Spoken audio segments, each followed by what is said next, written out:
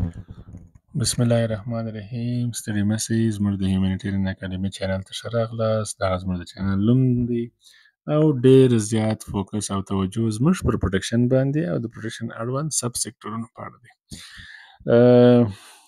موږ غواړو چې د څو لیکچرونو په مټ او مرسته تاسو ته د پی اس ای ای بحث او موضوع درته واضح کړو او وکولای شو په دې اړه باندې تاسو ته په کافي اندازه باندې معلومات درکړو. پی اس ای ای مخفف دی، ډېر استعمالیږي، ډېر یې اورو، روزمره ورسره مخامخ کېږو، د ډېرو کسانو څخه مو اورېدلی دی، په امتحان کې، په انټرویو کې ورسره مخامخ شوي. راځئ پر دې باندې خبرې کوو چې دا څه شي. اول راځو د پیسې پوره شکل ګورو. دا د پیسې پوره شکل دی. پی پروټیکشن دی، اس سیکشوال دی، ای ایکسپلویټیشن دی، ای ابیوز دی. پروټیکشن فرام سیکشوال ایکسپلویټیشن اینڈ ابیوز، د جنسي زورونې او ناوړې ګټه اخیستنې څخه خوندیتوب، د جنسي زورونې او ناوړې ګټه اخیستنې مخنیوی، د جنسي زورونې او ناوړه ګټه اخیستنې څخه خوندیتوب. دا یې پوره شکل او هغه یې پښتو معنا ده او دا یې انګلیسي پوره شکل دی.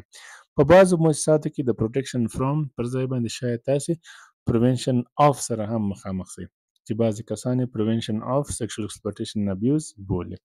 نو دواړه یو معنا او یو مفهوم ورکوي. په پی اس ای ای کې تاسې دغه درې شکلونو سره مخامخ کېږئ. یو اس ای ای ده، بل پی اس ای ای، بل پی اس ای ایچ دی. اس ای ای په اصل کې خپله هغه تاوتریخوالي ته اشاره کوي، هغه کیس ته اشاره کوي. موږ وایو د سیا کیس دی، د سیا پیښه ده. اما پی اس ای ای او پی اس ای ایچ چې دی هغه په کل کې ډېر سر و کار یې د لارښودونو سره دی، د پالیسیانو سره دی او هغو ته اشاره کوي. نو اس ای ای سیکشوال ایکسپلویټیشن اینډ ابیوز دی او پی اس ای ای چې دی هغه پروټیکشن فرام سیکشوال ایکسپلویټیشن اینډ ابیوز دی او پی اس ای ای ایچ چې دی هغه بیا پروټیکشن فرام سیکشوال ایکسپلویټیشن ابیوز اینډ هراسمنټ دی. په دې کې بیا هراسمنټ هم اضافه شوی دی. هراسمنټ هم په خپله جنسي زورونه د هزارو ازیت دی، خو لږ ماهیت د سیکشوال ابیوز او ایکسپلویټیشن سره فرق کوي.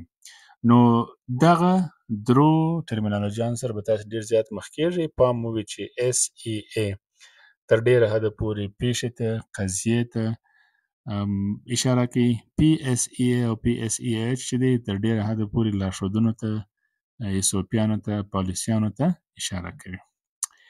نو په دې هیله چې د دغه کلماتو په پوره شکلو او په معناو باندې پوه سوي وئ او په پښتو کې لکه مخکې چې ما ورته وویل جنسي زورونې او ناوړه ګټې اخیستنې مخنیوی یا هم د جنسي زورونې او ناوړه ګټې اخیستنې څخه خوندیتوب. په مختلفو مؤسساتو کې د پی اس ای ای دپاره پالیسیانې شته، خو نومونه یې فرق کوي. بعضې مؤسسات پی اس ای ای او چایلډ سیف ګارډینګ پالیسیز ورته وایي. بعضې مؤسسات پی اس ای او سیف ګارډینګ پالیسیانې بولي.